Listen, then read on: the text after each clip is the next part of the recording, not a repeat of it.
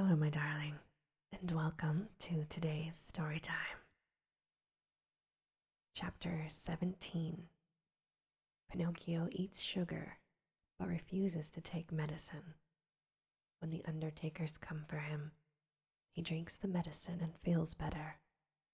Afterwards, he tells a lie, and in punishment, his nose grows longer and longer. As soon as the three doctors had left the room, the fairy went to Pinocchio's bed and, touching him on the forehead, noticed that he was burning with fever. She took a glass of water, put a white powder into it, and handing it to the marionette, said lovingly to him, "Drink this, and in a few days you'll be up and well." Pinocchio looked at the glass, made a wry face, and said in a whining voice, "Is it sweet or bitter?" "It is bitter," she responded, "but it is good for you." "If it is bitter, I don't want it," he said. "Drink it." "I don't like anything bitter."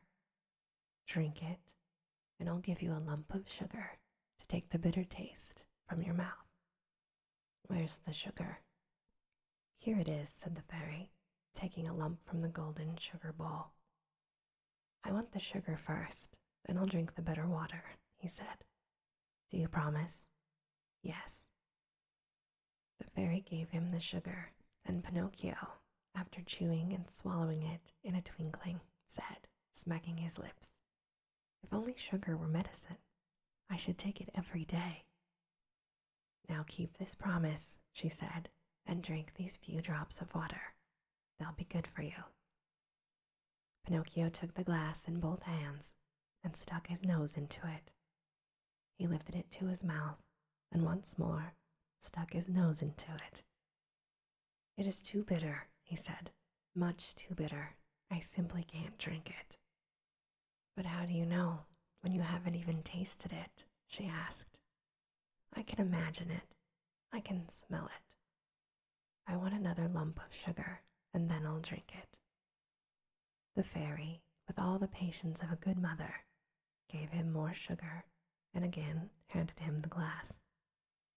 "I can't drink it like that," the marionette said, making a sour face. "Why?" "Because that feather pillow on my feet bothers me." So the fairy took away the pillow. "It's no use," he said. "I can't drink it even now." "What's the matter now?" "I don't like the way that the door looks. It's half open." The fairy closed the door. "I won't drink it," cried Pinocchio, bursting out in tears. "I won't drink this awful water. I won't. I won't. No, no, no."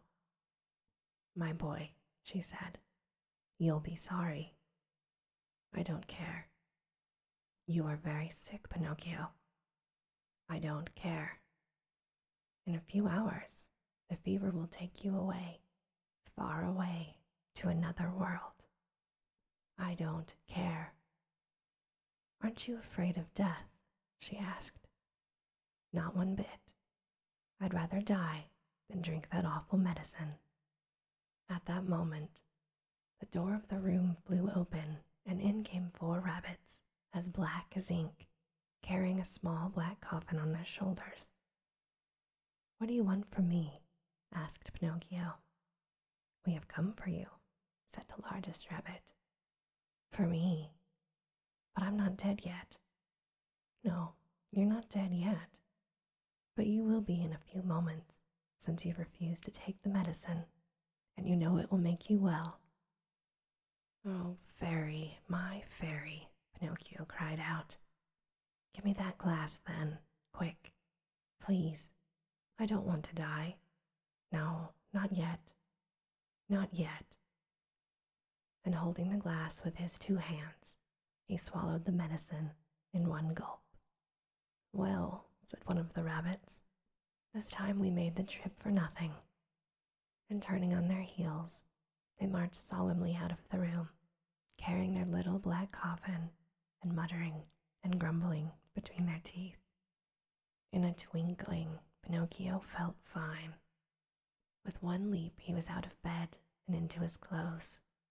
The fairy, seeing him run and jump around the room, as happy as a bird on wing, said to him, "My medicine was good for you after all, wasn't it?" "Good indeed," he said. "It has given me new life." "Why, then, did I have to beg you so hard to make you drink it?" "I'm a boy, you see, and all boys hate medicine more than they do sickness." "Well, that's simply a shame," the fairy responded. "Boys ought to know, after all, that medicine, taken in time, can save them from much pain and even from death." "Fine," he said. "Next time I won't have to be begged so hard. I'll remember those black rabbits with a black coffin on their shoulders, and I'll take the glass, and poof, down it will go." "Come here now," she said, "and tell me how it is that you found yourself in the hands of the assassins." "Well, it's quite a story," he said. "It happened that Fire Eater gave me 5 gold pieces to give to my father, but on the way I met a fox and a cat who asked me, 'Do you want the 5 pieces to become 2,000? And I said yes. And they said, 'Come with us to the Field of Wonders.' And I said, 'Of course, let's go.' Then they said, 'Let us stop at the Inn of the Red Lobster for dinner, and after midnight we'll set out again.' We ate, and we went to sleep. When I awoke, they were gone, and I started out in the darkness, all alone. On the road I met 2 assassins, dressed in black coal sacks, who said to me, 'Your money or your life.' And I said, 'I haven't any money,' for you see, I had put the money under my tongue. One of them tried to put his hand in my mouth, and I bit it off and spat it out. But it wasn't a hand, it was a cat's paw. And they ran after me, and I ran and ran, until at last they caught me and tied my neck with a rope and hanged me to a tree, saying, 'Tomorrow we'll come back for you, and you'll be dead, and your mouth will be open, and then we'll take the gold pieces that you have hidden under your tongue.'"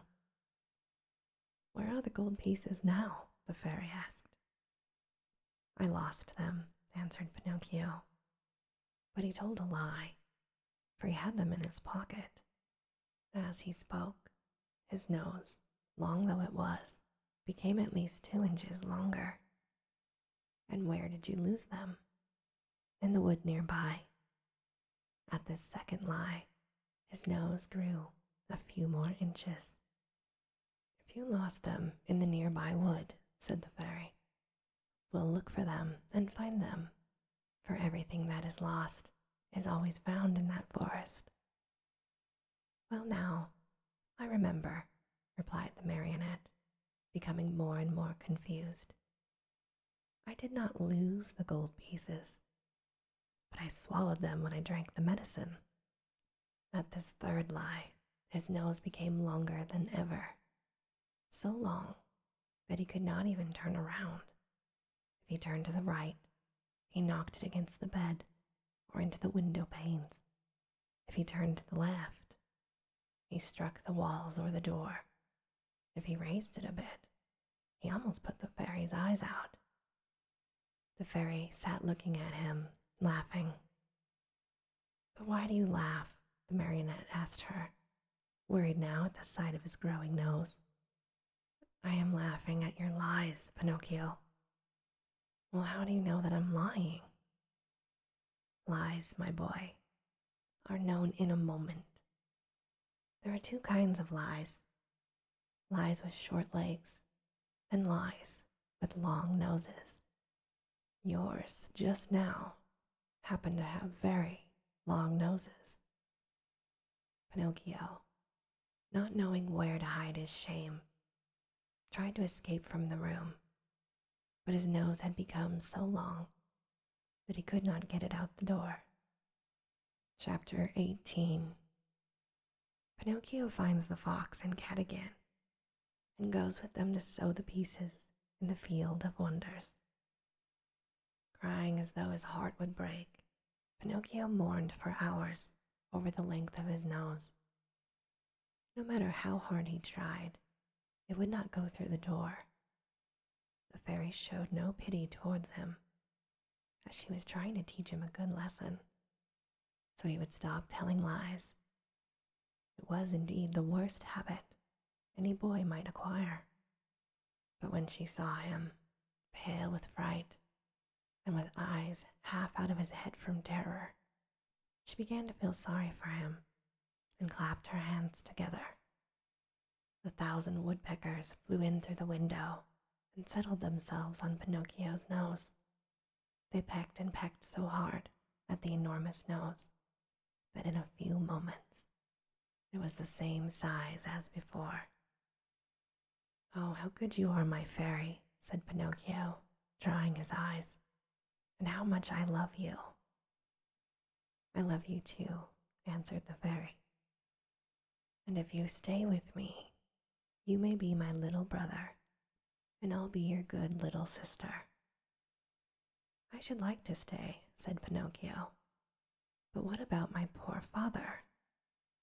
"Don't worry, I've thought of everything. Your father has been sent for, and before night he will be here with us." "Oh, really?" Pinocchio cried joyfully. "Then, my good fairy, if you are willing, I should like to go meet him. I cannot wait to kiss my dear old man, who has suffered so much for my sake." "Surely," she said, "go ahead, but be careful not to lose your way. Take the wood path and you'll surely meet him." Pinocchio set out, and as soon as he found himself in the wood, he ran like a rabbit. When he reached the giant oak tree, he stopped, for he thought he heard a rustle in the bush. He was right. There stood the fox and the cat, the two traveling companions with whom he had eaten at the Inn of the Red Lobster. "Here comes our dear Pinocchio," cried the fox, hugging and kissing him. "How did you happen here?" "Yes, how did you happen here?" repeated the cat. "It is a long story," said Pinocchio, "but let me tell it to you. The other night, when you left me alone at the inn, I met the assassins on the road." "The assassins? Oh, my poor friend, and what did they want?" "They wanted my gold pieces." "What rascals," said the fox. "The worst sort of rascals," added the cat.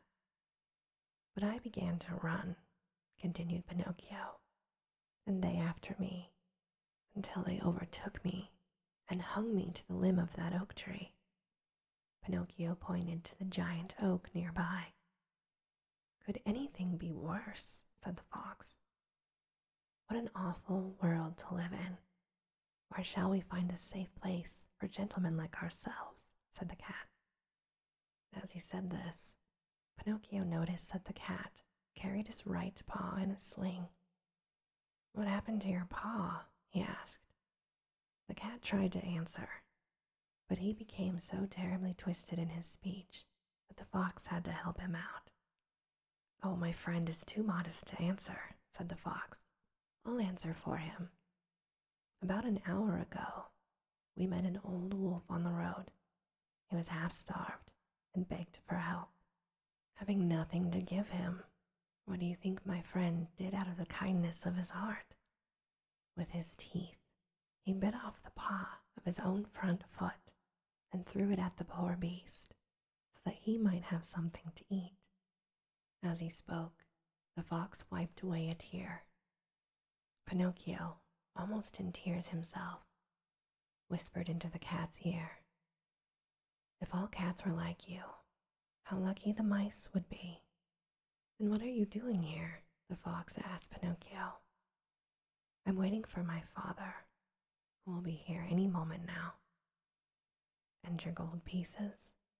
"I still have them in my pocket, except one which I spent at the Inn of the Red Lobster." Oh, to think that those 4 gold pieces might become 2,000 tomorrow, said the fox. Why don't you listen to me? Why don't you sow them in the field of wonders? Today it is impossible, said Pinocchio. I'll go with you some other time.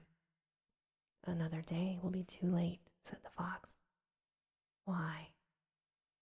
Because that field has been bought by a very rich man, and today is the last day it will be open to the public.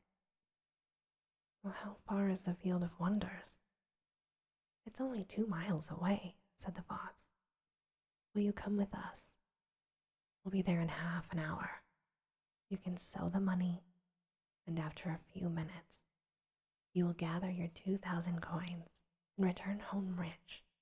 Are you coming with us?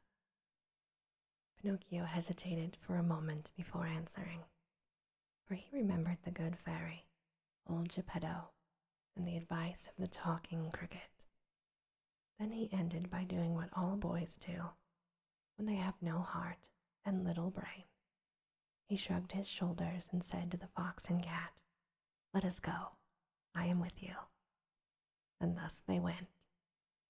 They walked and walked for half a day at least, and at last they came to a town called the City of Simple Simons.